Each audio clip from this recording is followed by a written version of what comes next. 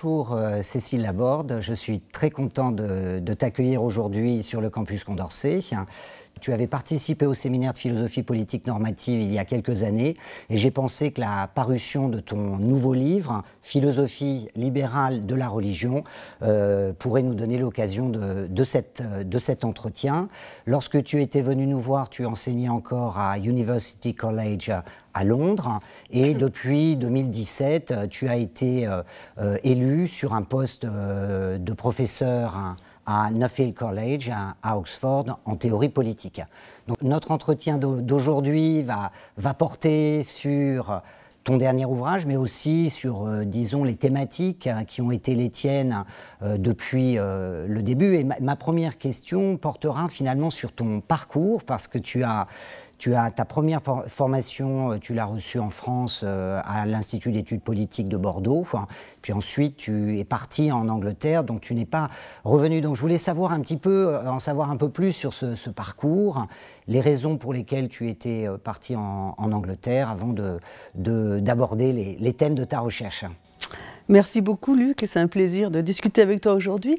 Oui, je suis partie en Angleterre en 1992, en fait pour faire un master's en économie politique dans le nord de l'Angleterre, dans le Yorkshire, à l'université de Hull. Et j'étais partie simplement pour un an, principalement pour me perfectionner en anglais, parce que l'espagnol était plutôt la langue que j'étudiais à l'époque. Et puis effectivement, c'était il y a 30 ans et je ne suis jamais revenue depuis. C'était surtout un concours de circonstances qui m'a fait rester en fait. J'ai eu la chance d'avoir un financement pour faire une thèse de doctorat à Oxford, donc c'était une opportunité que je ne pouvais pas laisser passer. Et puis c'est vrai qu'après j'étais vraiment impressionnée par les opportunités qu'on pouvait donner aux jeunes chercheurs, l'autonomie intellectuelle qu'on leur accordait. Et après Oxford, j'ai eu la chance d'avoir un poste assez rapidement à Exeter, à l'université Exeter, donc je suis restée. Et à l'origine, je me destinais peut-être à l'ENA, j'avais fait beaucoup de droit public à Sciences Po. Et donc j'étais intéressée par cette tradition française de réflexion sur l'État, ayant fait beaucoup de droit public. Et ce qui m'a fascinée quand j'ai rencontré à la fois le système politique et puis le milieu intellectuel de la théorie politique britannique, c'est le contraste entre les différentes pensées de l'État. Et c'est là-dessus que je suis partie ensuite faire ma thèse à Oxford en histoire intellectuelle à l'époque. En histoire intellectuelle et pas en théorie politique. Donc, et la question qui me vient à l'esprit, la deuxième question qui me vient à l'esprit, concerne finalement le choix aussi de ta thématique, parce qu'on connaît tes travaux en France à travers la traduction notamment de ton deuxième ouvrage, Critical Republicanism, qui avait été traduit sous une forme un peu humoristique, en référence à Assad, français encore un effort si vous voulez être républicain. Donc on connaît tes travaux à travers le thème, tes interventions sur la laïcité. Tu as introduit le thème de laïcité minimale, minimal secularism, traduction de ce terme anglais. Et je voulais savoir comment tu en étais venu finalement à travailler sur la religion. Quel avait été disons cet intérêt, cette question initiale, si c'était une question d'ailleurs de sciences politiques ou une question de philosophie à l'origine.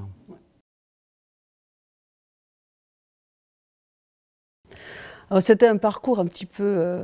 c'est facile a posteriori de dire qu'il y avait une cohérence. En fait, c'était surtout un concours de circonstances. Mais disons que j'arrive à Oxford et je travaille en histoire intellectuelle, donc je m'intéresse à la pensée des critiques de l'État, donc notamment les syndicalistes, les anarchistes, les penseurs contre l'État, les guild socialistes en Angleterre aussi. Et je m'intéresse à la question de savoir comment l'étude de la critique de l'État nous renseigne sur les théories de l'État national. Donc ça, c'est ce que je fais à Oxford. Donc je m'intéresse déjà à cette question du pluralisme, puisque les penseurs qui m'intéressent, ce sont des anarchistes, des syndicalistes, des corporatistes, donc des gens qui s'intéressent au pluralisme social.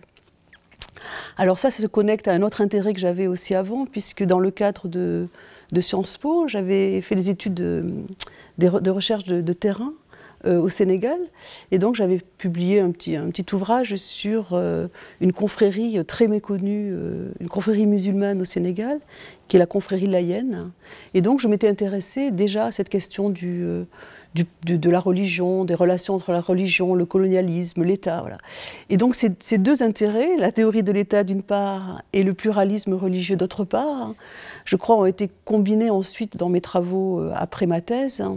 Où après ma thèse, je me suis intéressée à la théorie politique contemporaine de la diversité culturelle, de la diversité religieuse. Et c'est à partir de ce moment-là que j'ai retravaillé la laïcité française à partir d'autres traditions intellectuelles. Quant à donc ça c'était les travaux sur le critical republicanism, où j'ai essayé d'adapter la théorie républicaine de Philip Pettit, qui nous permet de penser la conception de la non-domination dans la théorie républicaine. Et j'ai essayé d'appliquer ça, qu'est-ce que ça pouvait nous dire sur la laïcité. Ça, c'était mes travaux sur la laïcité française. Dans le livre plus récent que tu as eu l'amabilité de mentionner, là, dont je me pose la question de manière un peu plus générale, un peu plus abstraite, qui est de partir de ce postulat fondamental de la pensée politique moderne, depuis Hobbes et Locke, qui est cette pensée de la séparation. L'État et la religion doivent être séparés, et c'est vraiment un postulat évident, partagé à la fois par les philosophes anglophones et évidemment les penseurs républicains laïcs français. Et ce qui m'intéressait au vu de critiques de ce sécularisme, c'était d'essayer de comprendre et de justifier cette idée de séparation. Qu'est-ce qu'on entend par religion quand on sépare l'État du religieux? Et il s'est avéré que c'est une question beaucoup plus complexe que je ne l'avais imaginé à l'origine. Et c'est dans le cadre d'un séjour à Princeton, j'avais été invitée par John Scott, j'étais entourée de gens qui étaient plutôt influencés par les théories critiques de Foucault ou de Talal Assad, et qui ont une approche très critique, parfois post-coloniale, de la laïcité, du sécularisme.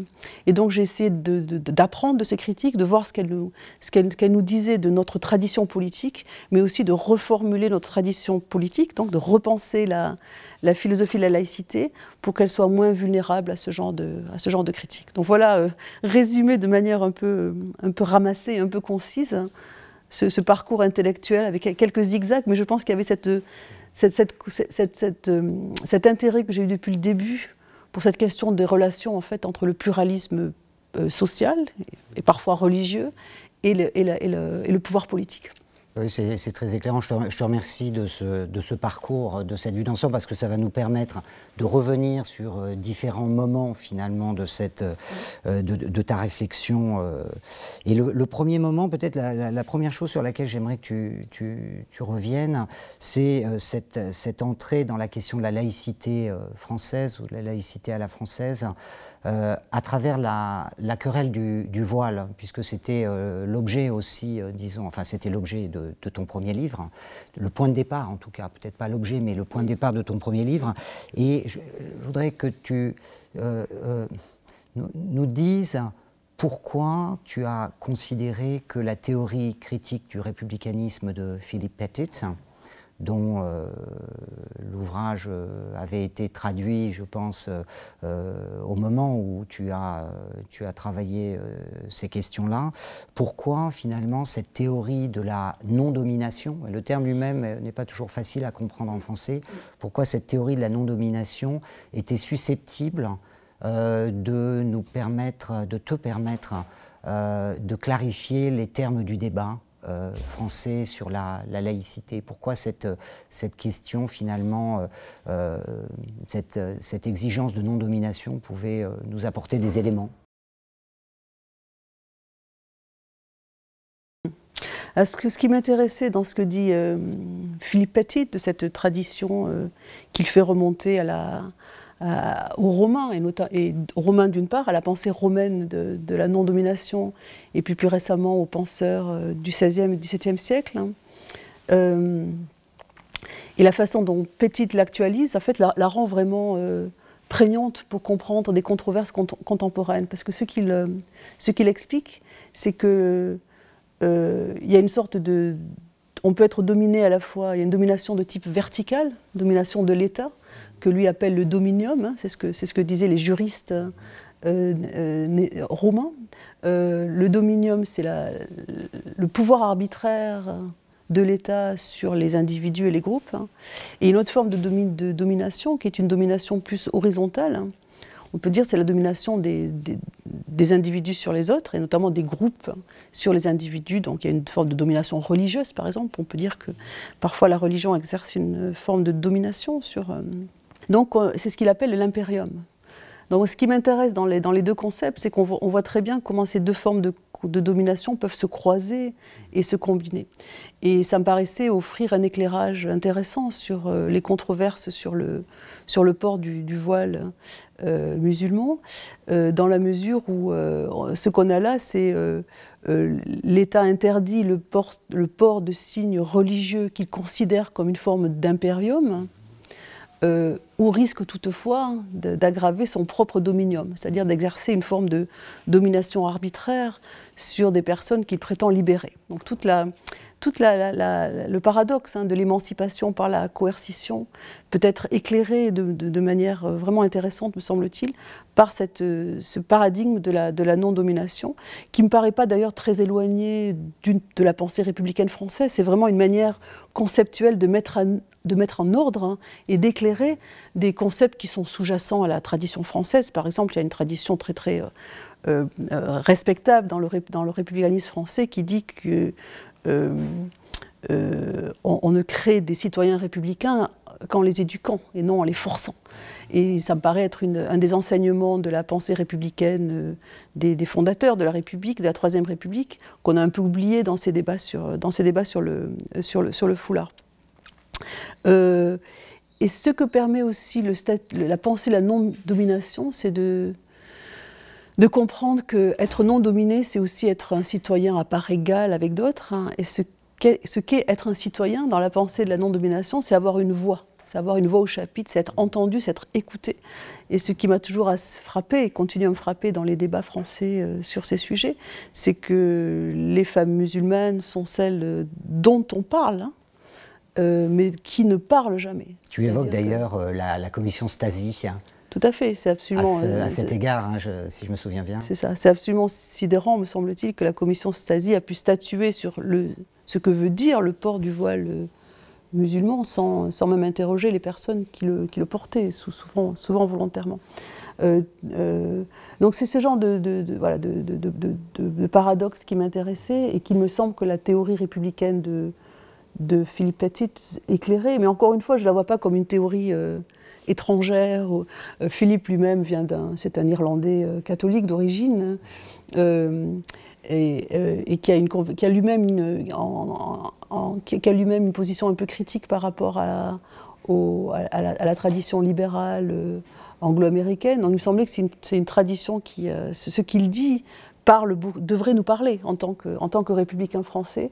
Donc je pense qu'il y a des parallèles féconds à construire, hein, entre le républicanisme anglophone et le républicanisme français, sans vraiment essentialiser les différences, parce qu'il me semble que les ressemblances sont plus importantes que les différences. Je le vois en tout cas comme une série de concepts qu'on peut mettre en œuvre, qu'on peut déployer, qu'on peut déplier dans des contextes nationaux particuliers sans toutefois trahir l'esprit de... Donc ce que j'essaie de faire dans mon livre, c'est vraiment de restituer la densité, la complexité des débats, et c'est un livre, malgré son titre provocateur que tu rappelais, c'est un titre qui n'est pas partisan, qui essaie vraiment de comprendre, de reconstruire, hein, les arguments du débat des deux côtés, et je défends une position qui est intermédiaire entre ce qu'on pourrait appeler une laïcité stricte, hein, d'une part, et d'autre part un multiculturalisme de la tolérance ou de la reconnaissance, qui n'est pas vraiment ma préférence. Et j'essaie de construire une voie médiane, hein, qui est un républicanisme de la non-domination. Donc j'essaie de voir en quoi la laïcité est une forme de non-domination. En gros, qui dit que ce qui doit être laïque, ce n'est pas les individus, c'est les institutions. Donc, pour résumer, c'est un peu cette idée-là.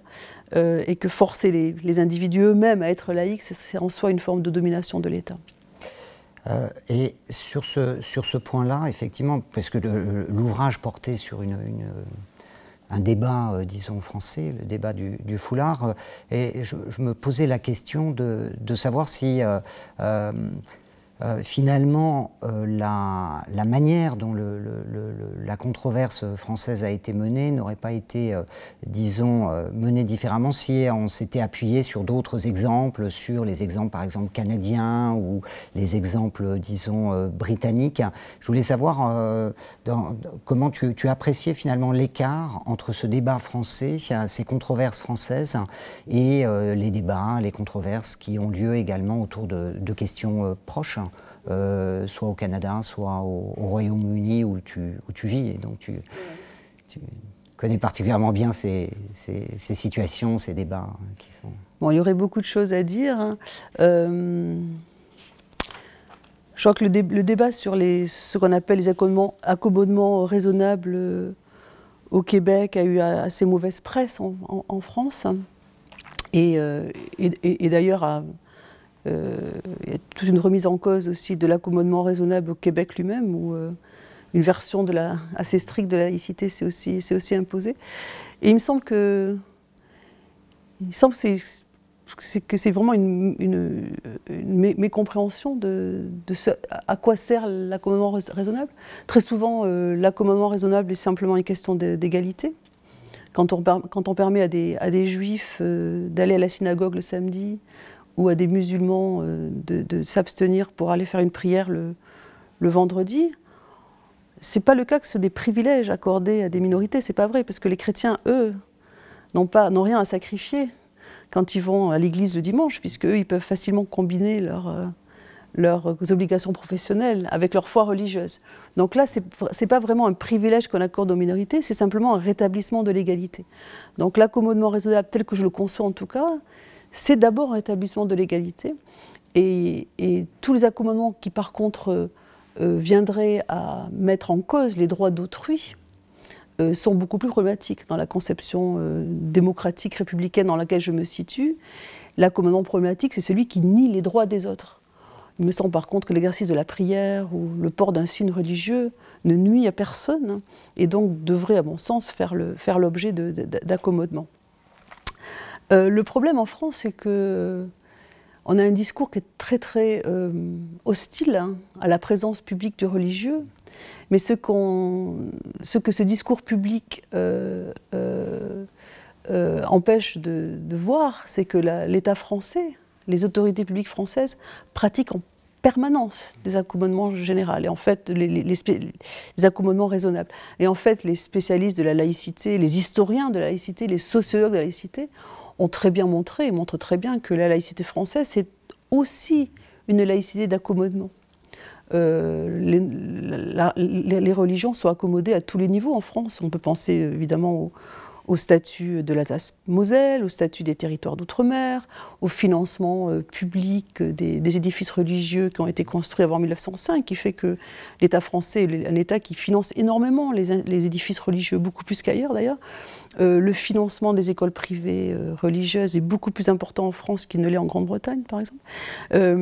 L'État reconnaît les cimetières musulmans, la production de la viande cachère, de la viande halal, etc. Donc il y a toutes sortes de négociations à tous les niveaux, local, régional, national, la reconnaissance du culte musulman, donc la reconnaissance de représentants du culte musulman, et juifs d'ailleurs. Donc il me semble qu'il y a un écart vraiment problématique entre la pratique et le discours, qui fait qu'on est incapable en fait de conceptualiser de manière normative quand la présence publique du religieux est légitime et quand elle est un problème, parce qu'on n'a pas les outils conceptuels. Je donne un exemple, par exemple, une différence fondamentale là, entre l'aisance avec laquelle mon pays d'adoption, donc la Grande-Bretagne, gère cette question de la présence publique du religieux est évident dans le fait que, avec pratiquement aucune polémique, nous avons maintenant en Grande-Bretagne un Premier ministre hindou, qui est un hindou pratiquant. Donc il est vraiment public dans sa pratique, il ne se cache pas.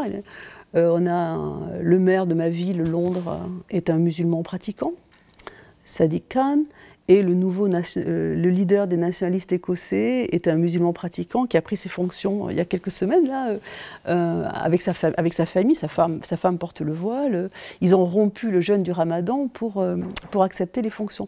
Ça n'a créé aucun débat en Angleterre. Et ou en Grande-Bretagne, puisque l'Écosse n'est évidemment pas l'Angleterre. Et c'est intéressant parce que tous les clichés qu'on a sur la Grande-Bretagne, ce pays du multiculturalisme, du communautarisme, où les gens sont coincés dans leur communauté, ne font que représenter leur communauté, là est vraiment inopérant, parce que c'est clair que le Premier ministre hindou de Grande-Bretagne ne représente pas que les hindous. Beaucoup de gens ont voté, beaucoup de conservateurs blancs, privilégiés du sud de l'Angleterre ont voté pour lui du coup. Et pareil pour le maire de Londres. C'est absurde de dire que le maire de Londres représente les musulmans. Donc on a là quand même des beaux exemples d'intégration citoyenne républicaine. Et c'est vrai que le scénario d'un président ou d'un Premier ministre musulman pratiquant en France paraît impensable. Sauf chez Houellebecq. Voilà, sauf dans les dystopies de Michel Houellebecq, exactement. Ouais. Oui, non, c'est un exemple vraiment intéressant, une comparaison vraiment intéressante qui amène une question en retour finalement sur les raisons finalement de cette crispation française, bon, qui sont des raisons historiques qui viennent immédiatement à l'esprit, mais je pense aussi, c'est aussi tout l'intérêt de ton travail, de nous permettre justement de réfléchir aux catégories qui nous permettraient de penser la laïcité autrement, d'une manière peut-être moins crispée, si le terme convient en l'occurrence. Toi, tu proposes effectivement de parler d'une laïcité minimale, et l'un des points justement de cette laïcité sur le sens de cette laïcité minimale qui pourrait, disons, intéresser les Français, c'est aussi ce rapport à la question finalement, peut-être une mécompréhension sur la fonction de la reconnaissance et du statut de l'État dans son rapport aux religieux. On entend parfois qu'il faudrait que l'État reconnaisse telle ou telle religion. Je ne pense pas que ce soit véritablement ta position. Est-ce que tu pourrais finalement nous préciser le sens, la pertinence de ce concept, disons, qu'on entend maintenant beaucoup dans le débat public de reconnaissance? Est-ce qu'il est pertinent ou pas, et en quel sens? Bon, il y a des philosophes très importants de la reconnaissance, depuis Hegel jusqu'à Charles Taylor, Axel Honneth aussi. Moi, je ne suis pas une philosophe de la reconnaissance, parce que cette philosophie s'inscrit dans une perspective communautarienne du politique qui n'est pas la mienne. Donc moi, j'ai une perspective plutôt libérale républicaine, qui dit que l'État doit se contenter de créer les cadres de la justice, c'est-à-dire ce qui reconnaît, ce n'est pas les identités particulières des personnes, mais le statut égal des personnes en tant que capables de développer leur propre projet de vie. Mais ce n'est pas le rôle de l'État de reconnaître les projets de vie en tant que tels. Il reconnaît le statut des personnes, le statut égal de chaque personne à développer les projets de vie qui sont les leurs. Il y a une distinction très intéressante que fait Stephen Darwall là-dessus. Il distingue la recognition respect, qui est vraiment le respect qui est dû à l'individu en tant qu'individu, en tant que citoyen, et la appraisal respect. Et l'appraisal, c'est une forme plus positive où l'État reconnaît positivement la valeur de telle ou telle identité ou culture. Et moi, il me semble que l'État devrait s'en tenir dans une perspective libérale républicaine, simplement au recognition respect, c'est-à-dire à reconnaître le statut égal de chacun.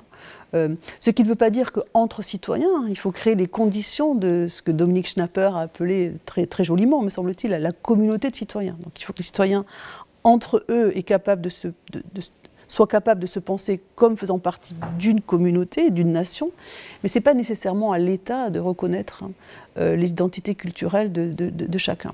Alors là où ça devient un peu plus intéressant, c'est que on parle de cadre juste pour l'expression par chacun de ces projets, mais qu'est-ce qu'un cadre juste? Et c'est là que j'ai une vision un peu plus, disons, une vision négative du rôle de la reconnaissance, et non pas une vision positive du rôle de la reconnaissance. Donc ce que je veux dire, c'est que deux choses. D'une part, il faut que l'État évite les disparités de reconnaissance. C'est-à-dire dans les pratiques, hein, c'est évident, comme je le rappelais tout à l'heure, l'État, y compris l'État français, en pratique, reconnaît beaucoup de religions.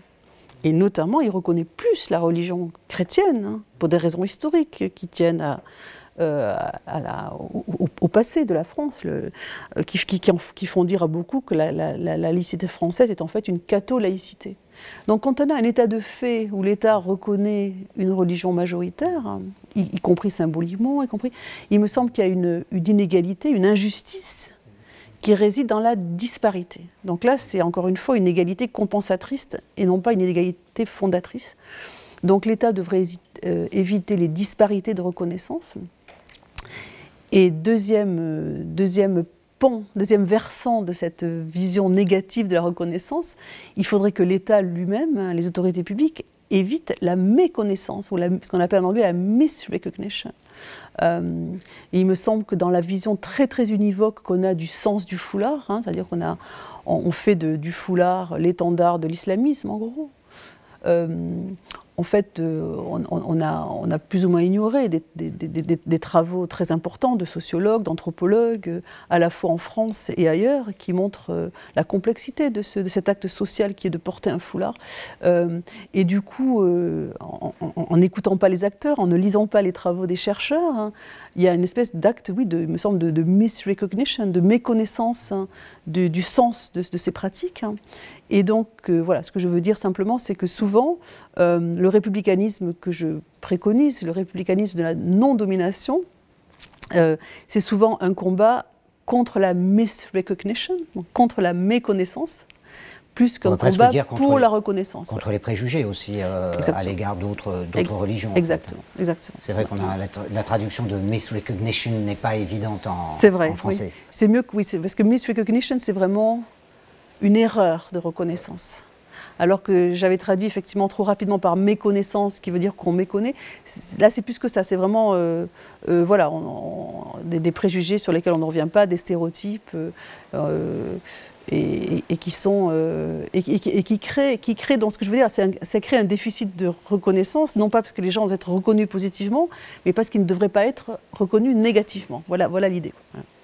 Et ce qui me conduit effectivement à une autre question sur justement le statut du religieux, parce que penser la laïcité, ça suppose effectivement d'avoir aussi une certaine compréhension, précompréhension, compréhension sociologique du religieux. Et la difficulté peut-être tient au fait que on a eu tendance à associer des phénomènes finalement de violence religieuse avec des pratiques quotidienne, une religion au quotidien. Je pense ici aux travaux de ma collègue Nilufer Göle sur les musulmans au quotidien. Et comment finalement, dans ta réflexion normative sur le religieux, fais-tu pour parvenir à opérer cette distinction de la religion comme volonté, projet politique, d'emprise, disons, théocratique sur une société, et puis des pratiques, disons, variées, diverses, qui renvoient à tes premiers intérêts pour le pluralisme. Finalement, la religion comme modalité d'une société plurielle. Comment arrives-tu à articuler finalement ces deux éléments, à les tenir séparés sans naïveté pour autant, mais en essayant de nous dire finalement ce projet qui est le tien d'une laïcité minimale s'adresse à des formes de religion qui sont des formes quotidiennes. C'est ça. Oui, tout à fait. Donc je pense qu'il suffit de... C'est très important de distinguer ces formes, disons, pathologiques du religieux, dans le sens où il a des visées politiques, dans le sens où il se veut un religieux théocratique.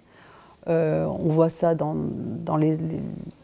une certaine tradition du catholicisme intégraliste français, et puis on voit ça évidemment dans l'islamisme contemporain. C'est des formes politiques qui sont très dangereuses et très contradictoires avec l'idéal libéral républicain.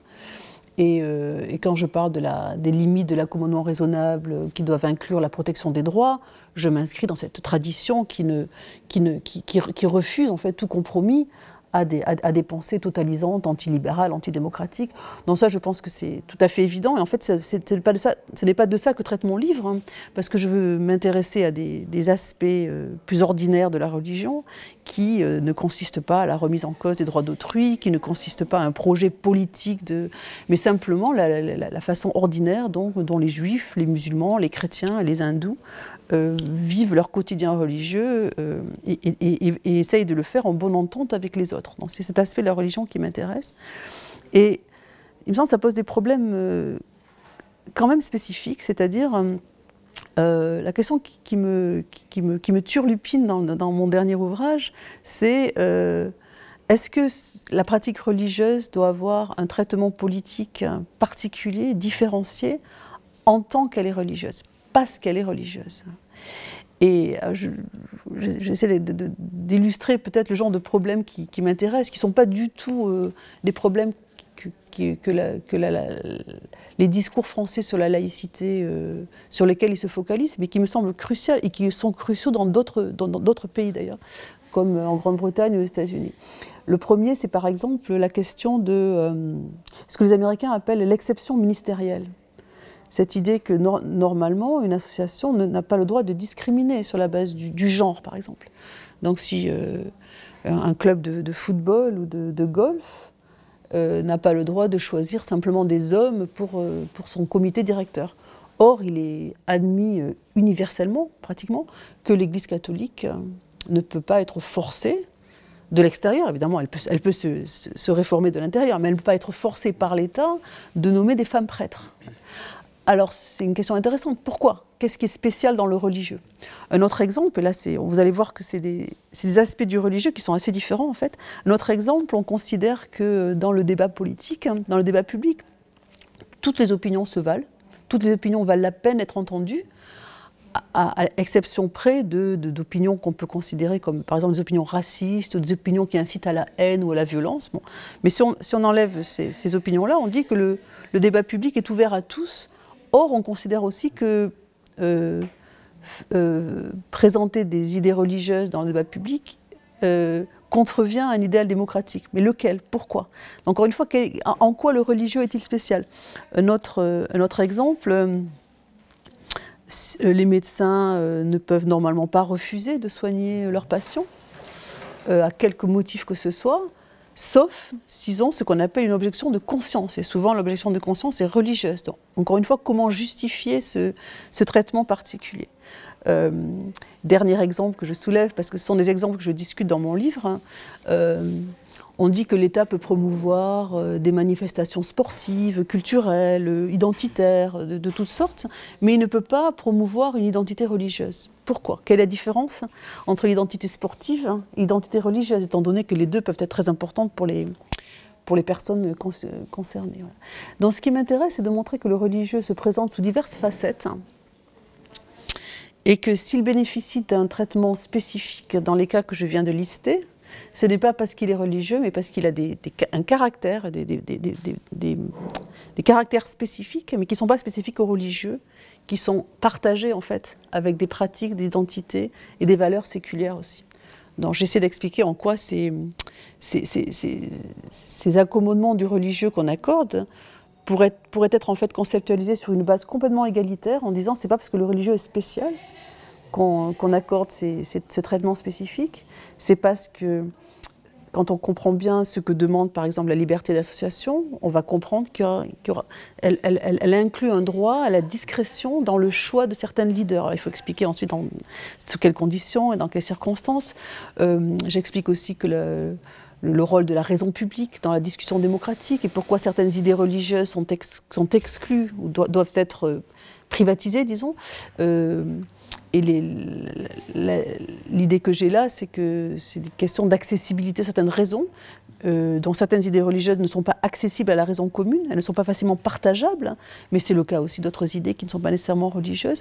Donc c'est ce genre de travail que j'essaie de faire dans le livre, donc à la fois de m'en tenir aux pratiques religieuses ordinaires, mais aussi de montrer que, bien comprises, elles ne sont pas si différentes d'autres pratiques séculières, et que dans un État démocratique, on n'accorde pas un statut exorbitant et spécial aux religieux.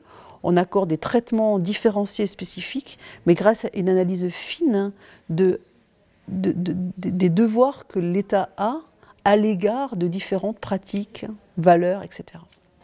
Merci beaucoup. Et je pense que je voulais juste, pour conclure cet entretien qui arrive à sa fin, souligner effectivement la différence entre le titre français, ouais. Philosophie libérale de la religion, et le titre anglais qui, si on le traduit littéralement, donne la religion du libéralisme.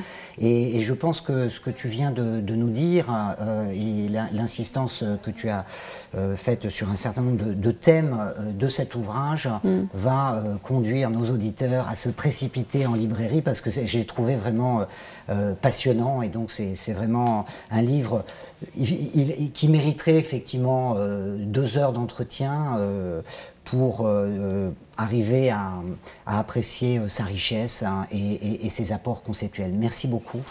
Merci beaucoup, Luc. Merci.